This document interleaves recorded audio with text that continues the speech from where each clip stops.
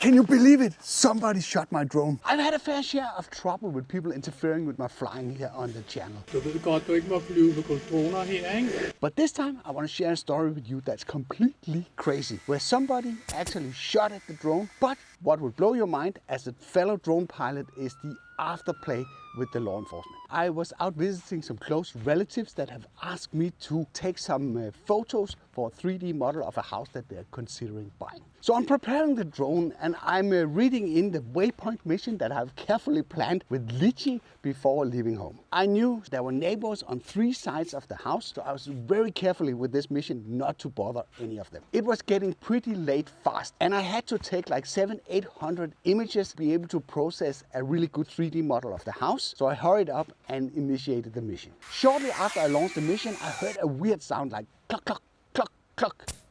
Almost like an air rifle that was being fired. And I immediately thought this was a really weird time to practice your aiming skills. Until I actually realized it was the drone that was the target. I quickly scout around and then I see this guy in one of the neighbor houses sitting and smiling. He then reloads his air rifle and then he managed to get another shot at the drone before I shout, "Stop, let's talk about this." After that, he ceases fire, standing there smiling, saying that it is his right to shoot down the drone because I was flying over his property. So instead of a human dialogue, this guy decided actually to sneak out his air rifle from the window and take several shots at the drone. The Mini 2 was actually hit, which I will show you later. But I can easily stand here and claim that I was not flying over his property. Let's look at the evidence. Of course, every drone nerd knows that if you're scouting your drone up in the air somewhere, your eyesight can cheat because the location can drift a little bit compared to where you think the drone is located. The shooter later explained to the law enforcement that I was crossing his property in the middle section of his house. And that's a direct lie, and I can prove it if you look at the documentation. When I look through my flight data,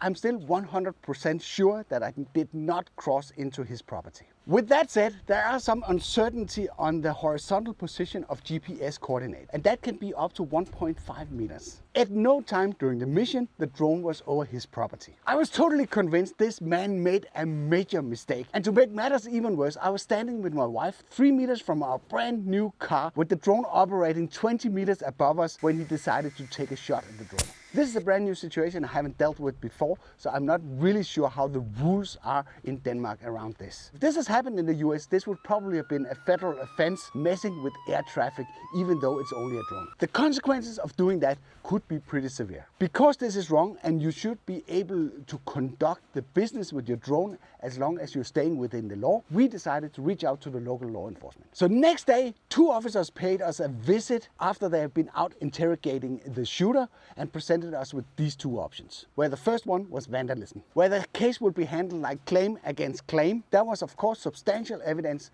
that the shooter has crossed the line and he would probably end up with a really big fine. If I decided to go down that path, the police would have to confiscate the air rifle as well as the drone. My challenge, of course, was that I'm using the drone as an active part of my business. So that means that I would have maybe to wait a month or 2 while they're conducting the investigation and not have the drone at my disposal. On top of that, I could risk a fine of $500 to $1,000 for invading their privacy. I'm pretty sure the risk is pretty low for that part, because I've looked through all the images and the shooter and his wife is nowhere to be found on any of the images. The second option was settling it mano to mano without interference of the law. That would be an advantage to both parties, as if you're found guilty in vandalism, you could risk a fine from $3,000 to $8,000 US, as well as getting the air rifle confiscated. Then the officer suggested that he should pay for the repair of the drone, in worst case actually pay for a brand new drone, and this will settle the case. Then the officers asked for a fair assessment of the cost of the damages. I would honestly not know unless I send in the drone.